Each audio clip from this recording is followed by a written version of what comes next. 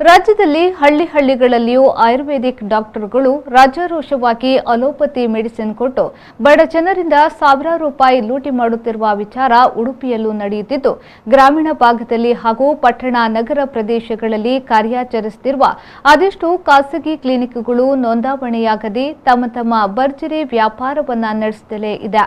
ಈ ಬಗ್ಗೆ ಸರ್ಕಾರವಾಗಲಿ, ಸಂಬಂಧಪಟ್ಟ ಇಲಾಖೆಗಳಾಗಲಿ, ಅಧಿಕಾರಿಗಳಾಗಲಿ, ಜನಪ್ರತಿನಿಧಿಗಳಾಗಲಿ ಕಣ್ಣಿದ್ದು ಕೂಡರಾಗಿದ್ದಾರೆ ಎಂದು ಸಾಮಾಜಿಕ ಹೋರಾಟ ಸಮಿತಿಯವರು ಆರೋಪಿಸಿದ್ದಾರೆ.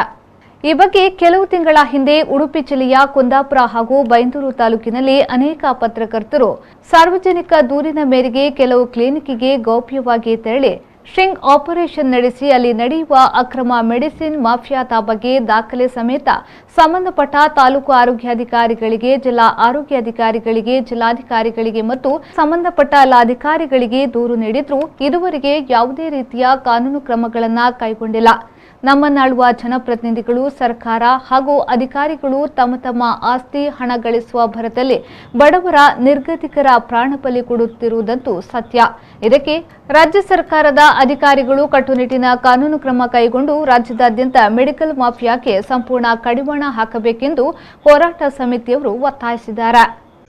ಉಡುಪಿ ಜಿಲ್ಲೆಯಲ್ಲಿ ಆಯುರ್ವೇದಿಕ್ ಡಾಕ್ಟರ್ನವರು ಅಲೋಪತಿ ಮೆಡಿಸಿನ್ ಅನ್ನು ಕೊಡುವಂಥದ್ದು ಇಡೀ ಜಿಲ್ಲೆಯಲ್ಲಿ ಅದನ್ನು ವ್ಯಾಪಿಸುತ್ತಿದ್ದಾರೆ. ಜನರ ಆರೋಗ್ಯದೊಂದಿಗೆ, ಜೀವದೊಂದಿಗೆ ಅವರು ಆಟ ಆಡ್ತಿದ್ದಾರೆ. ಈ ಬಗ್ಗೆ ಇವಾಗಲೇ ನಮ್ಮ ಕಿರಣ್ ಪೂಜಾರಿ ಅವರು ಕುಂದಾಪುರದಲ್ಲಿ ಮತ್ತು ಉಡುಪಿಯಲ್ಲಿ ಹಲವಾರು ವೈದ್ಯರನ್ನು ಭೇಟಿಯಾಗಿ ಮಾಹಿತಿಯನ್ನು ಪಡೆದಿದ್ದಾರೆ. ಆ ಬಗ್ಗೆ ಸಂಪೂರ್ಣವಾಗಿ ಜಿಲ್ಲಾ ಆರೋಗ್ಯಾಧಿಕಾರಿಗಳಿಗೆ, ಜಿಲ್ಲಾಧಿಕಾರಿಗಳಿಗೆ ವಿಷಯವನ್ನು ಎಲ್ಲವನ್ನ ನೀಡಿದ್ರು ಕೂಡ ಇಲ್ಲಿವರೆಗೆ ಯಾವುದೇ ರೀತಿಯಲ್ಲಿ ಸರಿಯಾದ ರೀತಿಯಲ್ಲಿ ಕ್ರಮ ಆಗ್ತಾ ಇಲ್ಲ.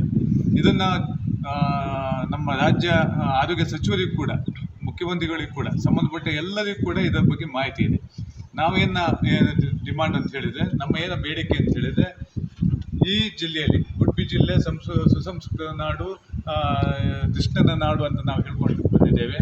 ಆದರೆ ಅಕ್ರಮವಾಗಿ ಅದು ಕೂಡ ಬಡವರ, ಹಳ್ಳಿಗಾಡಿನ ಜನರ ಬಡವರ ಜೀವನದೊಂದಿಗೆ ಈ ಡಾಕ್ಟರ್ಸ್ಗಳು ಆಟ ಆಡ್ತಿದ್ದಾರೆ.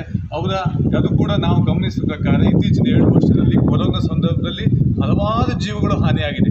ಮುಖ್ಯವಾಗಿ ಕಾರಣ ಅಂತ ಹೇಳಿದರೆ ಇವರ ಸ್ಥಳೀಯರ ಡಾಕ್ಟರ್ ಮೂಲಕ ಪಡೆಯುವಂಥ ಮದ್ದುಗಳಿರ್ಬೋದು, ಅಥವಾ ಇಂಜೆಕ್ಷನ್ ಇರ್ಬೋದು, ಅಥವಾ ಬೇರೆ ಬೇರೆ ರೀತಿಯಲ್ಲಿ ಕೊಡುವಂಥ ಚುಚ್ಚುಮದ್ದುಗಳು ಅದು ಬೇರೆ ಇರ್ಬೋದು. ಇದ್ರ ಮೂಲಕ ಆದಷ್ಟು ಬೇಗ ಜಿಲ್ಲಾಧಿಕಾರಿಗಳು ಎಚ್ಚೆತ್ತುಕೊಳ್ಬೇಕು. ಈ ವೇಳೆ ಸಮಿತಿಯ ಸ್ಥಾಪಕರಾದ ಸತೀಶ್ ಪೂಜಾರಿ ಬಾರ್ಕೂರು, ಜಿಲ್ಲಾಧ್ಯಕ್ಷರಾದ ಸದಾಶಿವ ಶೆಟ್ಟಿ ಹೇರೂರು, ಸಲಹೆಗಾರರಾದ ಶೇಖರ್ ಹಾಬಂಜೆ, ಖಜಾಂಚಿ ವಿನೋದ್ ಬಂಕೇರ, ಸದಸ್ಯರಾದ ಸಂಜೀವ್ ನಾಯ್ಕ್, ಕಿರಣ್ ಪೂಜಾರಿ ಕುಂದಾಪುರ ಹಾಜರಿದ್ದರು. ರವಿರಾಜ್, ವಿ4 ನ್ಯೂಸ್, ಕುಂದಾಪುರ.